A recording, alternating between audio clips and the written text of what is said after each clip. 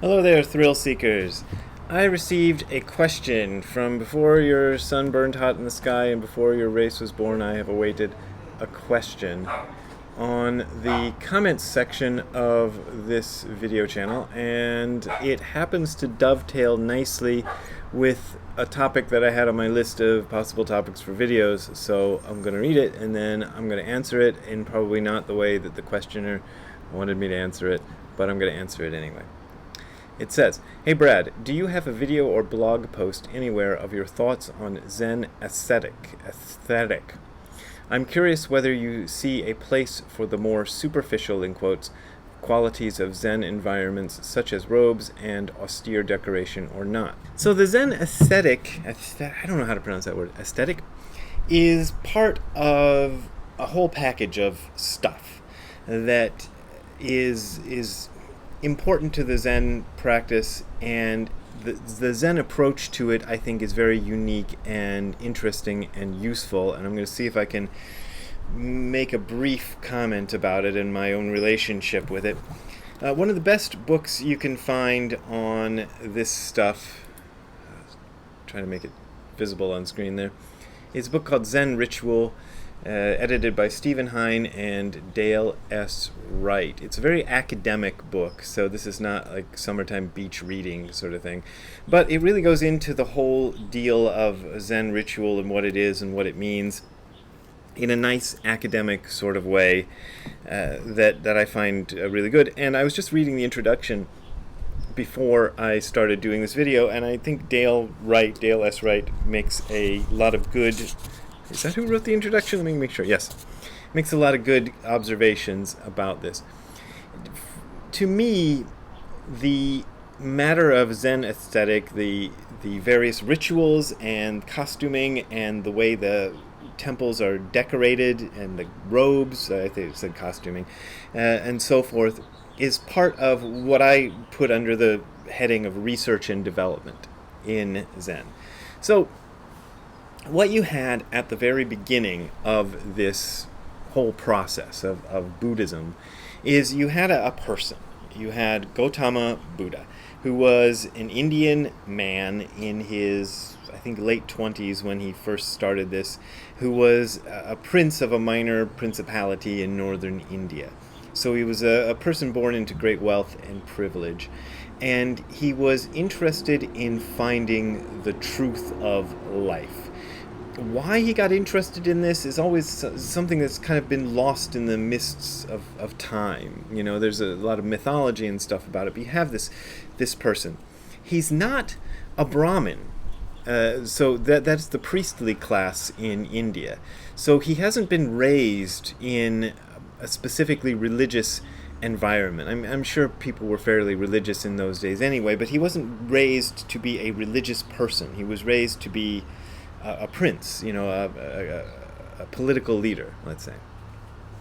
But he got interested in the truth of life, and he went out on a quest to find it, and he did some things, and you can read about him in all sorts of places, and eventually, after trying a number of things, he found a way in that he thought was a useful way into finding the truth of life, the universe, and everything. And this was a practice of seated meditation without any particular goal in mind. That's what he found was the most useful way, and that's where he found his great awakening, his enlightenment from that. And at first, he was reluctant to try to teach this to anybody, because he thought this is so different. Most of the ways he'd examined to try to find, you know, the truth of life, the universe, and everything, were religious, based in the Hindu religion, what is now called Hindu religion, of his time, and he found them lacking, and he didn't like what they showed him. But he decided to try to teach people. Once he decided to try to teach people, he had to figure out how he was going to teach this stuff. And it turned out it wasn't enough to just say, sit in meditation, you know, be really quiet and have no goal. There you go. See you later. Have a good time with it. Bye. Didn't work.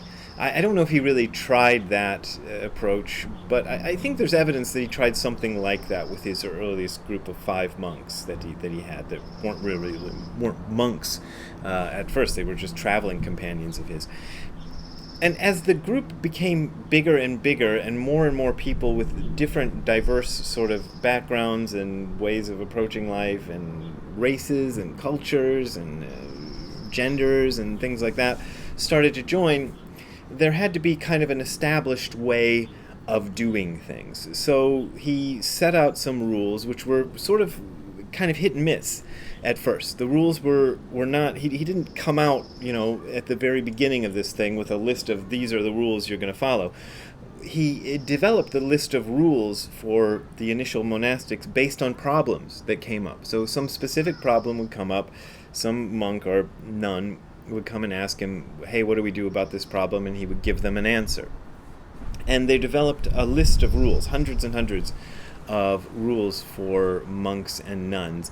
And at the time of his death, he said, it's very important to keep the major rules, but the minor ones you can forget about. And then he died. And this, I love to tell this story because he didn't tell the people what were the major and minor rules. He expected them to figure out which were the major and minor rules. So as Buddhism continued to develop, different segments, different sects, let's say, of Buddhism developed different sets of rules. And even within those sects of Buddhism, different teachers developed different ways of enforcing those rules, and whatever rules they would keep and which rules they would abandon, and how they would form them. But everybody, regardless, had some set of rules, some criteria for doing this thing. In my own case, let me just kind of tell you how it came to me. I had 2 main teachers, which, those of you who are regular viewers have heard this before, but I'll tell you again. I had Tim McCarthy in Kent, Ohio, and I had Gudo Wafu-Nishijima in Japan. And both of them were kind of similar in their approach to the Zen rules. Now, let me tell you a little bit about the Zen rules. How about I read to you from the introduction to this book, because I think it's pretty good. This is Dale S. Wright writing. Approaching the grand entrance to Eiheiji, one of Japan's premier Zen Buddhist temples, I am both excited and intimidated. I understand that once I enter this gate, every moment of my life for the next 3 days, he's going on a 3-day retreat apparently, will be subsumed under the disciplinary structures of Zen ritual. Although I have already trained in the ritual procedures of the Soto school, this is the head temple of its founder, the renowned master Dogen, and I realize how exacting and demanding their adherence to proper ritual will be. Upon entrance, along with a handful of other lay people who have accepted the challenge of this brief meditation retreat, I am given specific instructions on how to conduct myself through virtually every moment of my stay. The details seem endless and excruciatingly difficult to master. How exactly to enter the meditation hall, to address the teacher, to bow, to hold one's bowl while engaging in mealtime rituals, and so on and on. Where best to draw the mental line between actual Zen ritual and other procedural routines of the Zen monastery baffles me, but virtually all life in a Zen monastery is predetermined, scripted, and taken out of the domain of human choice. Some of these routinized life activities stand out from others as explicit religious ritual by virtue of their obvious sanctity, by relation to the founding myths or stories of the Zen tradition, and more. But all of the routines of the Zen setting appear to be treated as essential to the life of Zen, and all the life appears to be ritualized in some sense. I think that's a pretty good description. There's also another book which I failed to bring out with me called Eat, Sleep, Sit, which has been translated into English. It was a book in Japanese by, I don't know if he's a businessman or something. He's a person who's also not of a strictly religious background, who enters Eiheiji Monastery for a year of training. And he tells you all about how it is. And it's very, very strict and very tough, and you're yelled at or hit if you don't follow the rituals exactly.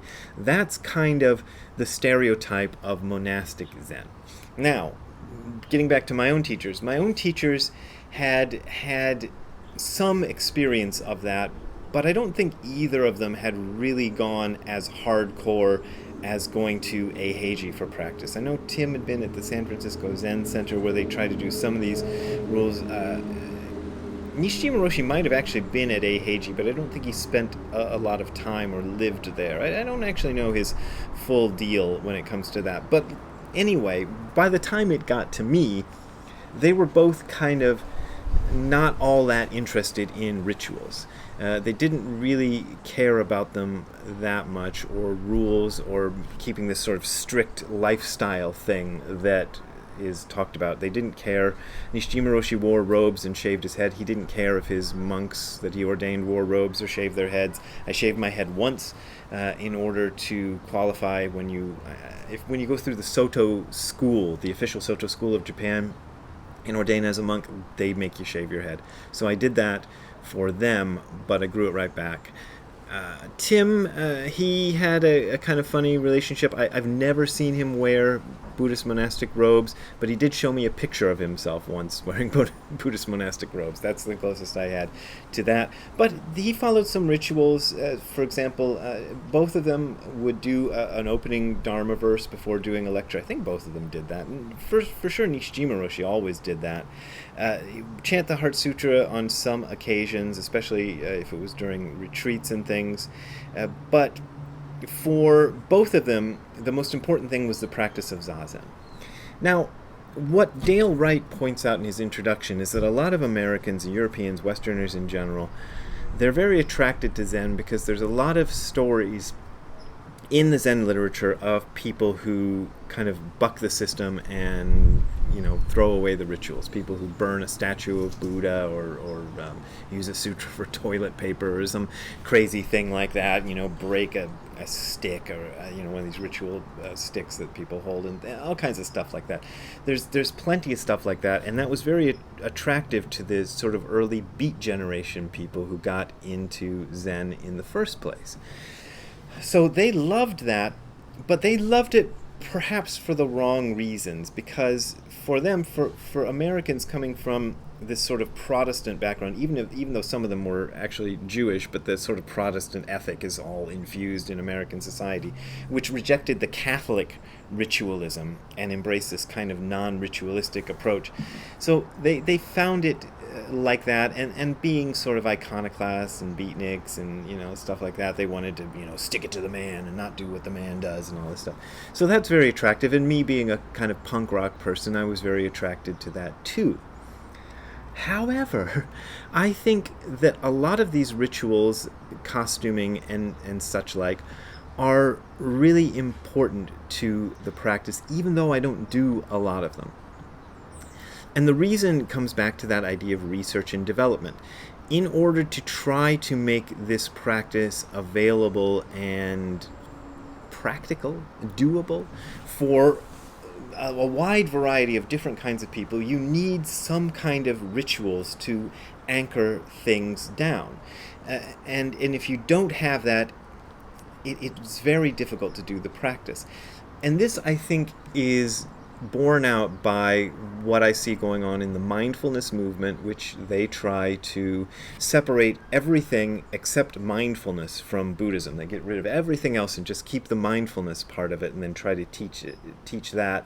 And it gets a little loosey-goosey, and it doesn't work that well. Another good example is one of my favorite teachers. I'll bring him out because I just found this book in Florida last week. I had a little bookstore called Mojo, and Krishnamurti was a guy who I think was a very enlightened guy, but he also rejected all rituals, all forms, everything like that. You just have to be natural.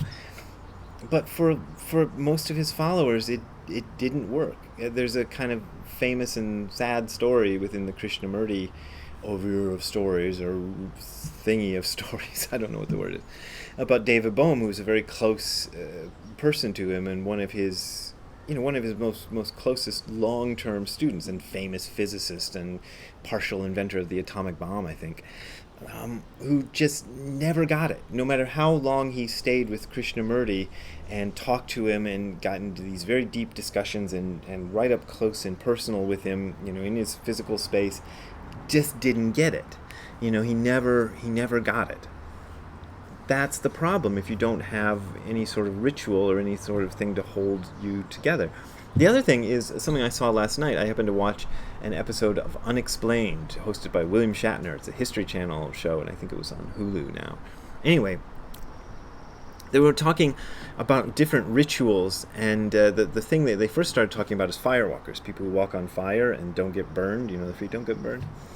And it was a fairly shallow examination of the topic, but the main thing that came out of it is the way the firewalking works. It seems to be the consensus of people who studied it, is there's a ritual around it, and there's people involved in it who are kind of there helping you perform the ritual of firewalking, and that helps a person get into the proper mental and physical state to be able to walk on coals that are hot enough to melt aluminum, apparently, and come off without getting burned. They should get burned, but they don't.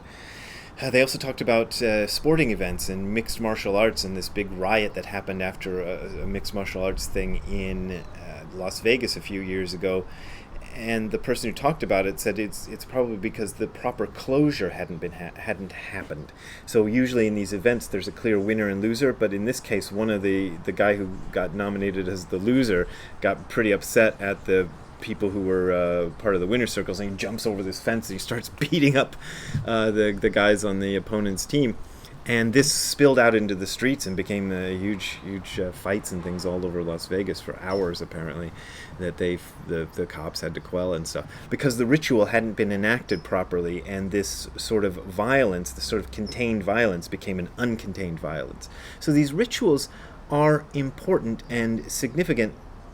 And just to kind of answer the guy's question here at the very end of the video, I take a light sort of approach to it. I obviously don't shave my head, and I wear robes when the ceremonies and services require me to wear robes, so I will put on a set of robes from time to time and do those rituals. When we go on retreat, I keep the schedule pretty strict. We do a service in the morning with a lot of chanting and bowing and bells and stuff.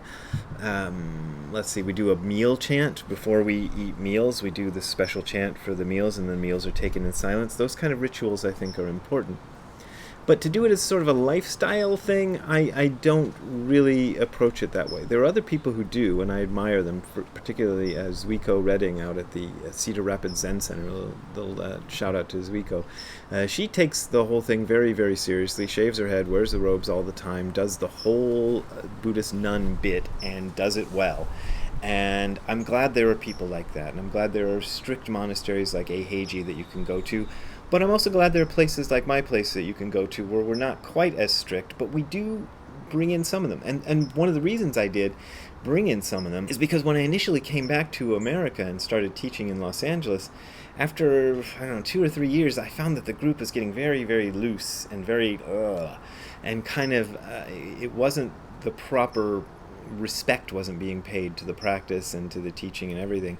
And so I went up to Tassajara. I learned a bunch of the Zen rituals, which I had not been taught by Tim or Guru Nishijima, because they didn't really get into them, but they do get into them at Tassajara, which is a Zen monastery up in Northern California.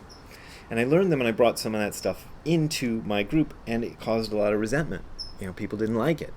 But eventually we kind of, some people who didn't like it went away. Some people who didn't like it went away and then came back and said they liked it again. So, we don't know what'll happen. But I just think you have to have a kind of a different sort of approaches, but some level of ritual, I think, is absolutely necessary for this practice to be carried out correctly.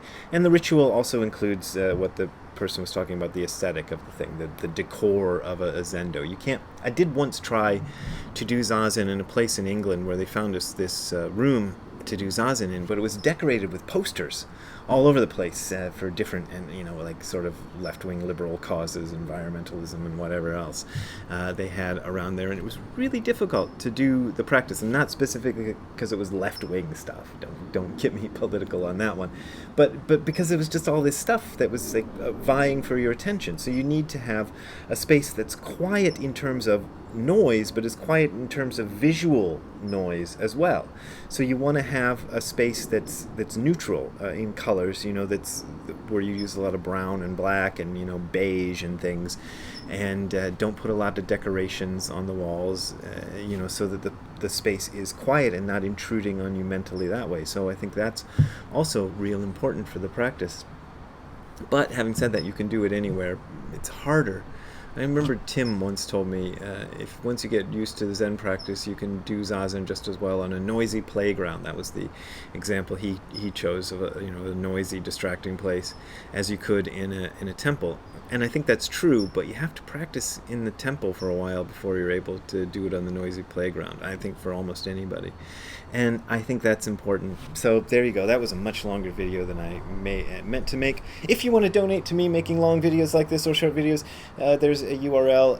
It's hardcorezen.info/donate. You can send me a donation via PayPal or Patreon by going to that link, and you can find where to directly send it. That is my main means of support, my only means of support for the past year and a half, and I appreciate those of you who can send me donations. But if you can't send me a donation, don't sweat it, because I offer this for free, and that's fine. We will see you next time. Have a good time all the time. Bye. Hey Ziggy, do you have any doggy rituals you do? Maybe laying like Superman like that? No comment?